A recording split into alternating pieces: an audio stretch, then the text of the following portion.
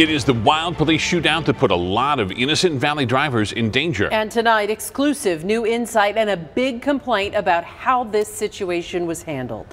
For them to say, you should just be thanking our officers because they're putting other people at risk, and they're the Department of Public Safety, and this is not safe for the public.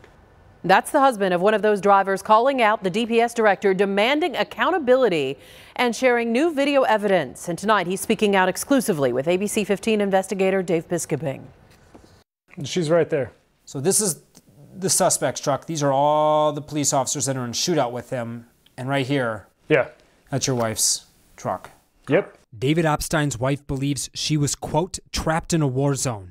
An armed suspect spun out and confronted by police last week on I-17 during rush hour. The suspect shooting a fully automatic M16 and officers returning fire into oncoming traffic. This is dashcam video from her car. And we had just gotten married that month, and 2 weeks later she was right in the middle of a gun battle on I-17. Well, after I saw your interview with Colonel Milstead, I knew for a fact that what he was saying was not what happened. Our interview with Colonel Frank Milstead just days ago. And I would tell you that I think it was incredibly heroic what he did, and incredibly proper. Milstead claims his troopers had to act and did the right thing at the right time. The trooper knew that he had had a traffic break behind him, that stop sticks were set up ahead of him, and that this would be a good opportunity to make sure that he controlled where this happened and not the bad guy. In this dashcam video, the suspect's truck passes many drivers with several troopers passing by, none with lights or sirens on. Only one momentarily flashes their lights.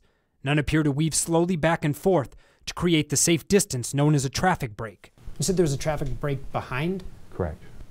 We have video of people driving right up on the police there, so... Well, there's some people that got around the break, there's no doubt. But that's, you know, you can only get people to do what you can get people to do. Sometimes people don't pay attention and they don't stop. What do you think about the fact that he's saying people didn't follow the traffic break, that they drove around it, including your wife, and it's essentially their fault they were in that situation?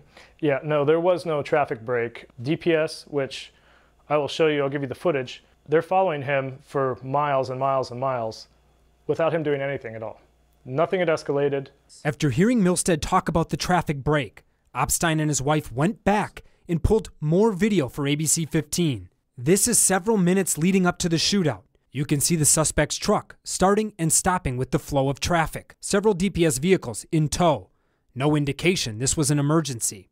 No traffic breaks, no lights and sirens, no erratic behavior. I really want that footage to get out now because I want people to see that this person is just point blank lying, and he is not telling the truth. And in the name of public safety, what they should be doing is looking at this situation and seeing what they could do differently instead of applauding the people who did what they did. What Opstein's referring to is this Milstead soundbite. The only thing that should have happened with this shootout on Monday was people should have stood up and applauded and said, thank you for getting this madman off the road before he killed my son, my daughter, my wife, my husband. I mean, what's the bottom line? What do you want to see? I'd like to see some accountability, because if this is justified and this is standard operating procedure and how they go about things in the future, someone's going to get killed.